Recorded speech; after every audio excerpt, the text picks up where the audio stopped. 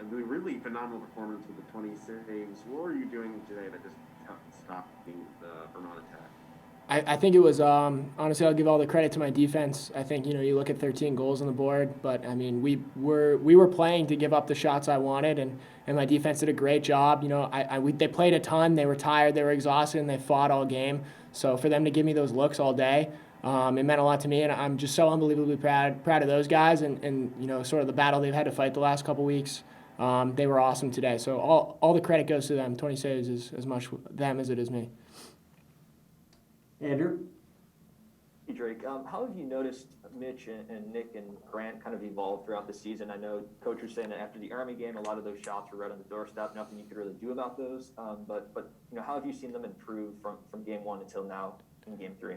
Honestly, I think just it's always difficult when you play the same guys every day. You get used to their tendencies, and you get used to the same sort of rhythm of sliding. So I think playing Army was just a wake-up call. We felt like we were looking good in preseason, and then all of a sudden, we're seeing other looks, and guys have to adjust. But I think as a defense, the communication has been so much better, and just the talk and getting in our sets early, just everything very fast. We're finding our own rhythm when we're playing our opponents who we may not know that well. And I think that's been great.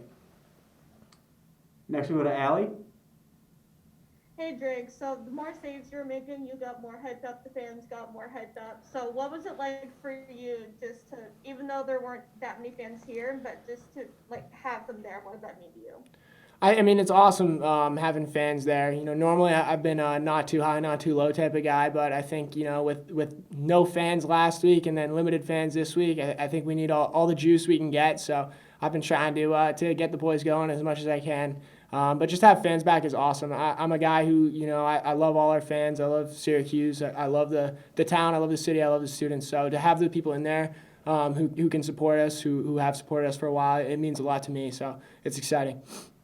Did they help hype you up at all during the game, just hearing them there? Oh yeah, there were a couple boys in the crowd who were really juicing me up in particular. So I like that. It's always appreciated. Next go to Arrow.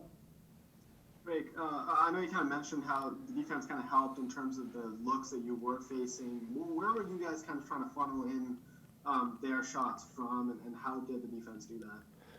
We wanted the big emphasis was keeping them out of the middle. We saw that they scored a lot of goals on the sweep against UMass Lowell and a few against Bryant. And we know if they get to the middle, that's where they want to be. That's how they set themselves up. So if we were able to push them down the alley, which the defense did an amazing job doing, and then those are the looks I want because the angle's not as good. If you're going through the middle of the field, you get to look at the whole net. If you're going down the side, I get to play the angles, and they have a lot less net to shoot at. So that was sort of the idea going into the game, and I thought we executed well.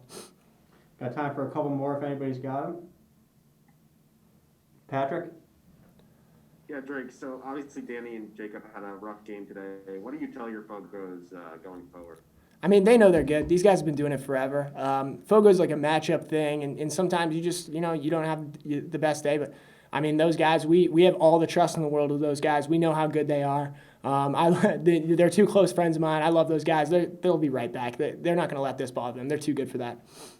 And last question to Andrew. Just possession kind of control question. So after Virginia, plays pretty quickly last week against you guys, Vermont liked to kind of sit in your end and just kind of run the clock down. Which is it easier to play against a quick tempo or a slow tempo? And I guess if Vermont is slowing down the tempo, how are you guys trying to speed it back up?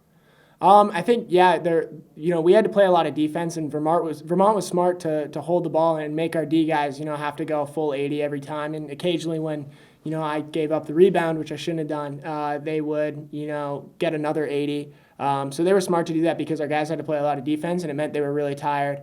And I think in a game like that, you need to almost be perfect clearing the ball, which we could have improved on, and we will improve. I know we will. Because when your defense is that tired, you got to be perfect clearing. So I think that's one thing that we can look at improving going forward. But overall, I mean, for the D to fight with against that much possession time for Vermont was awesome.